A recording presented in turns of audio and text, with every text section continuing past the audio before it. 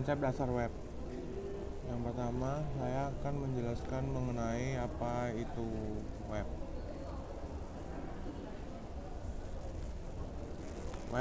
Web atau website atau situs dapat diartikan sebagai kumpulan halaman yang menampilkan informasi data teks, data gambar, diam atau gerak, data animasi, data suara, video, dan atau gabungan dari semuanya, baik yang bersifat statis maupun dinamis yang membentuk satu rangkaian bangunan yang saling terkait di mana masing-masing dihubungkan dengan jaringan-jaringan halaman atau yang biasa disebut dengan hyperlink. Untuk membuat sebuah website diperlukan sebuah nama domain atau disebut dengan uniform resource locator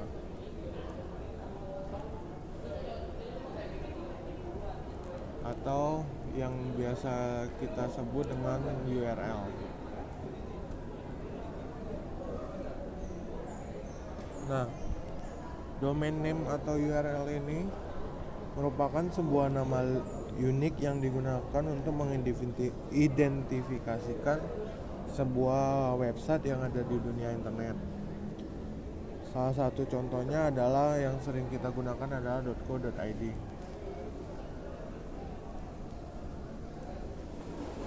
Ada juga top level domain yang sering digunakan seperti .com. Selanjutnya adalah www atau yang sering disebut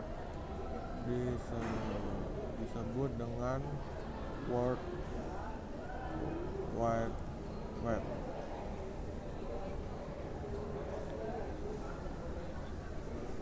Ini merupakan sumber daya internet, audio, teks hyperlink, dan video yang dapat diakses melalui web browser atau software sebuah web seperti Chrome atau Internet Explorer berdasarkan standar HTTP atau disebut dengan Hypertext Transfer Protocol. Apa itu HTTP? HTTP sendiri merupakan alat untuk mengambil informasi yang tadi, yang berupa sumber daya internet, audio, teks hyperlink, dan video, itu untuk dimasukkan ke dalam sebuah website atau web. Nah, selanjutnya bahasa pemrograman untuk web. Bahasa pemrograman untuk web sendiri itu sebenarnya sangat banyak. Nah, yang paling sering digunakan antara lain adalah HTML, PHP, CSS, dan JavaScript.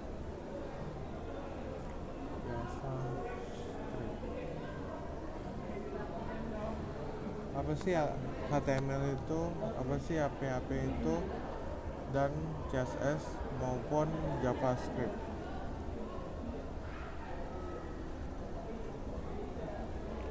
HTML sendiri atau biasa disebut dengan Hypertext Markup Language merupakan bahasa pemrograman atau sebuah bahasa markup yang digunakan untuk membuat sebuah halaman web dan menampilkan berbagai informasi di dalam sebuah browser. Contoh aplikasi softwarenya sendiri itu seperti Sublime atau Visual Studio Code. HTML ini sendiri sebenarnya merupakan sudah sebenarnya standar internet yang dikendalikan oleh WWW atau World Wide Web. Yang kedua adalah PHP. PHP merupakan bahasa pemrograman script yang paling banyak digunakan saat ini.